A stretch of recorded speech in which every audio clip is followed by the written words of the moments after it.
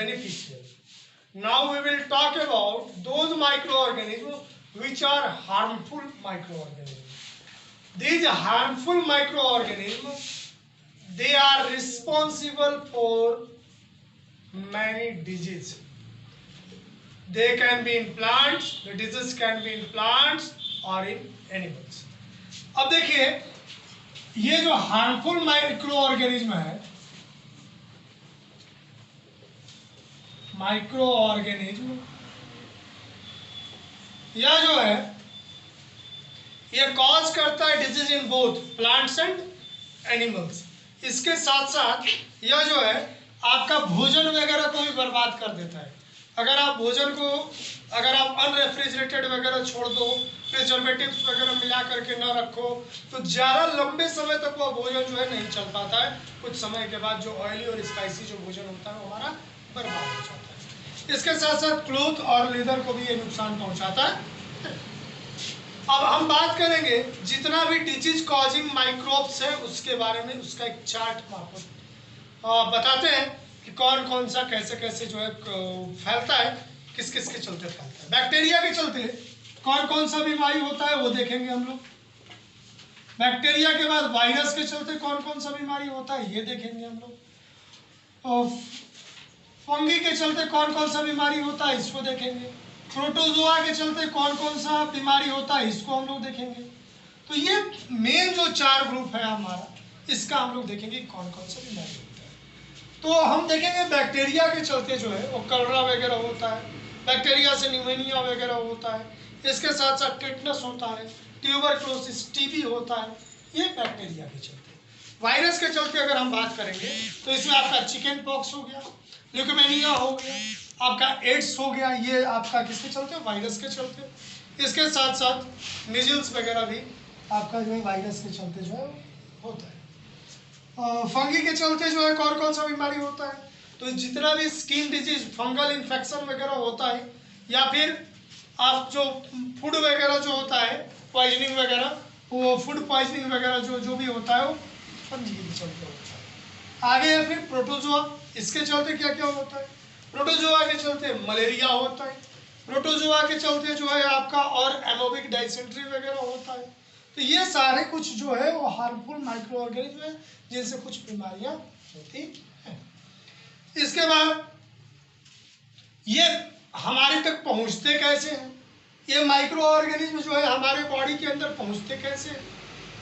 तो ये पहुंचते हैं through our food, through the water which we drink.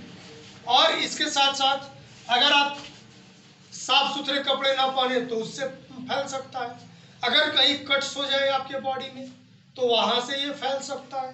ठीक है, तो ये जो बीमारी है, इन बीमारी में कुछ बीमारी जो होता है वो कम्युनिकेबल होता है और कुछ नॉन कम्युनिकेबल होता है।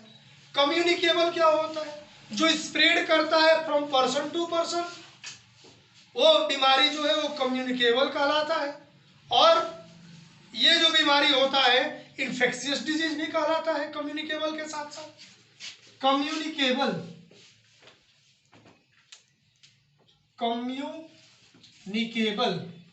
या इन्फेक्शियस इसको बोल सकते हैं,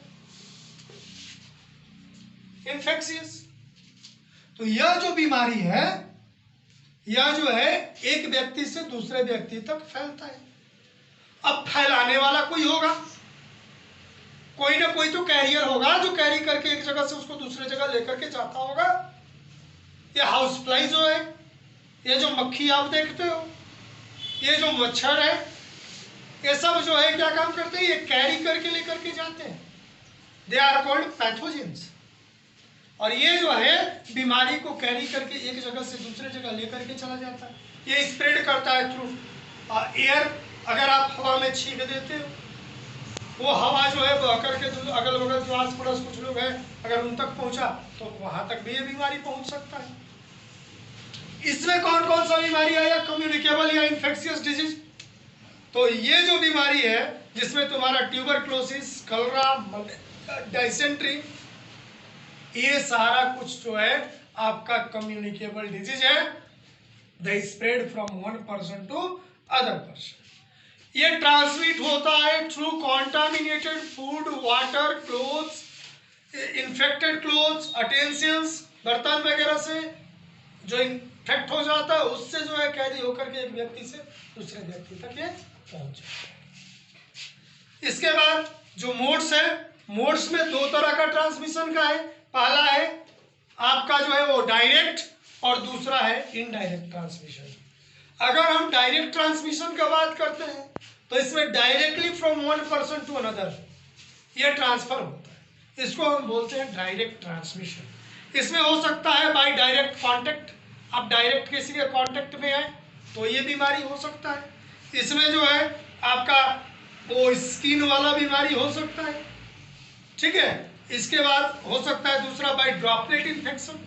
ड्रॉपलेट इन्फेक्शन मतलब बोलते समय या फिर छींकते समय जो ड्रॉपलेट्स वगैरह, जो वाटर ड्रॉपलेट्स माउथ से जो बाहर आ जाते हैं उससे भी जो है इन्फेक्शन कैरी करके एक व्यक्ति से दूसरे व्यक्ति तक जा सकता है। इसके साथ साथ और क्या हो सकता है, इन्फेक्टेड नीडल या सिरिंज अगर डॉक्टर के द्वारा अगर यूज कर लिया जा रहा है तो उससे भी जो है यह बीमारी जो है एक व्यक्ति से दूसरे व्यक्ति तक पहुंच सकता है। इसके बाद फिर अगर हम बात करेंगे तो इसमें जो है इन्फेक्टेड ब्लड वगैरह में, ब्लड वगैरह से भी होता है। जैसे अगर मान लेते हैं किसी को ब्लड क्या हो सकता है और उसको अगर ब्लड अगर विदाउट टेस्टिंग अगर दे दिया जाए, अगर वो इन्फेक्टेड ब्लड अगर उसके बॉडी में अगर चला जाए या कहीं से भी अगर उसमें अगर इन्फेक्शन चला जाए तो उसका पूरा बॉडी उससे अफेक्ट हो सकता है। इसके बाद अब इनडायरेक्ट ट्रांसमिशन में, इनडायरेक्ट ट्रांसमिशन में क्या है, ये इन्फेक्ट होता है फ्रॉम फूड एंड वाटर।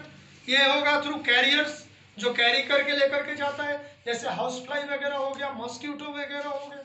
इसके साथ साथ जो क्लोथ्स वगैरह, टॉवेल वगैरह जो आप यूज करते हो, अगर किसी दूसरे व्यक्ति का अगर आप यूज कर रहे हो, एक ही टॉवेल अगर दो व्यक्ति तीन व्यक्ति अगर यूज कर रहे हैं घर में तो सब लोग इन्फेक्टेड हो सकते हैं अगर एक व्यक्ति इन्फेक्टेड है तो। इसके साथ साथ अगर आप किसी दूसरे का हैंकरशिप तो बिल्कुल नहीं इस्तेमाल करना चाहिए, उससे सबसे ज्यादा इन्फेक्शन होता है। लोग छीकेंगे तो भी उसको यूज करेंगे, मुंह पोछना होगा तो भी यूज करेंगे, तो उसमें इन्फेक्शन तो बढ़ने का और ज्यादा चांस होता है। अब स्प्रेड बाई जो इंसेक्ट्स है, इंसेक्ट्स में जो मॉस्किटोज वगैरह होता है वो जो है क्या करता है, वो मलेरिया वगैरह कॉज करता है, ये आपको पहले से पता है। तो ये जो तरह तरह की जो बीमारियां हैं इसके बारे में फिर आगे अभी हम इसके बाद आपको बताएंगे कि और दूसरे जो तरह तरह की बीमारियां हैं एनिमल्स वगैरह में अगले वीडियोज